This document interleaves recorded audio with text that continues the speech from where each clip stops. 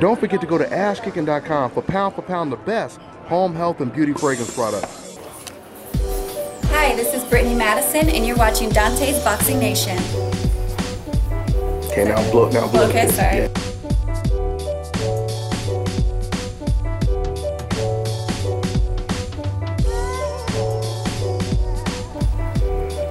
Hi, I'm Brittany Madison, and you're watching Dante's Boxing Nation.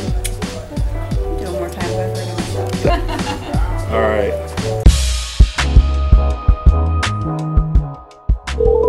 Dante's Boxing Nation. What's going on, guys? We're calling up Abel Sanchez, get his thoughts on Roman Gonzalez getting knocked out this weekend against Soriat Visai, if I said that name right. Hello. Abel, what's going on, man? This is Dante, man. How are you, Dante? All right. I had to get your take on this fight this weekend, man. Roman Gonzalez getting knocked out in the 4th round by Soriat Visai, if I said that name right. What was your take on that? You know, I've always said that Chocolatito was fighting against guys that were so much bigger than him. He was a 105-pound champion. Now he's moved up to 15, but he's fighting guys that are coming down from featherweight. So every punch that the Thai young man threw, he moved Chocolatito. And when he knocked him down with that good shot, I think it's a combination of a lot of things. I think Chocolatito's had some difficult fights of late.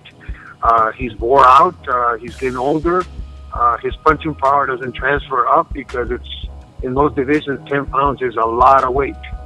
So I think, like I said, it was a combination of things. And then when he did knock him down, and then he got up and wanted to go toe-to-toe, that's a big dude trying to go toe-to-toe with. So he got caught with a good shot. He got caught on the chin and unable to continue because I think, like I said, it's a bigger guy hitting you. Absolutely. And Abel, I mean, when fighters move up in weight and they can no longer rely on their power and their physical size advantage that they had in the smaller weight classes, because Roman was somewhat of like a bully in the smaller weight classes. He was walking through people's power and knocking them out late. I mean, do you feel that he should be able to make the proper adjustments, though, to where if his power is not going to be the deciding factor, then his skills has to, be better than his power, or what? Well, you got to fight a smarter fight. I think that's what I mean, yeah.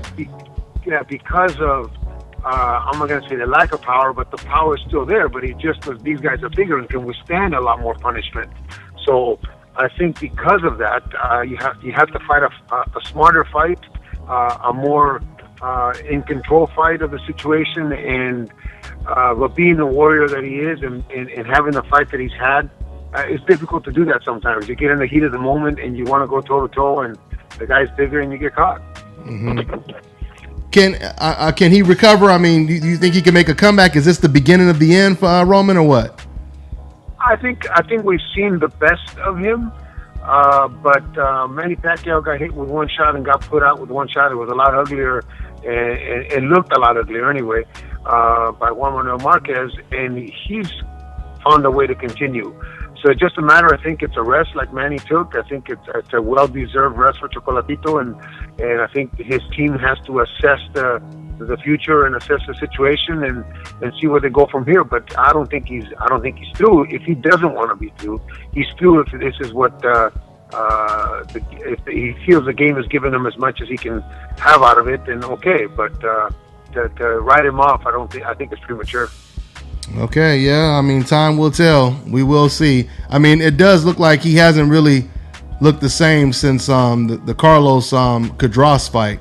That's what it seems. The Cadras fight, yes. Yeah, that was a very bad beating for both guys. But Chocolatito being the smaller guy again, the punches seem to be a lot harder from the bigger guys, And mm-hmm. But you got to admit that those 3 fights on that show were just unbelievable, huh? Oh, absolutely, absolutely. I mean, do you think Estrada deserved the win against Cadras? To tell you the truth, I thought the fight was a lot further apart than they actually had the scores. I thought it was like maybe a 3 or 4 point fight for Estrada. Estrada seemed to be so calm and so collective. He waited. He was patient at the beginning. By the 3rd or 4th round, Cadras had his mouth open already. And I don't think Estrada opened his mouth one time to breathe the whole fight, except when he was in the corner. What conditioning, but what a smart fighter. I think Quadras, wore himself out at the beginning and didn't have enough to finish. But what a great fight! And Inoue, man, he looks like he's on another level, Abe. I mean, you know what? He's still young. He's still green, but boy, is he a monster as far as strength and punching power. But he still doesn't know how to place his punches. He still just throws at a big bag. He's not putting them where he wants to put them. He's like hitting a big heavy bag, and where they land, they land. But once he figures out how to place his punches, how to set them up, and how to put them where he wants to put them, he's gonna be a dangerous man. Yeah. I mean, he has an unbelievable jab. I was really impressed with the jab. You know, he knows how to. Yeah, he looks like he knows how to control distance with his jab and everything. Yeah.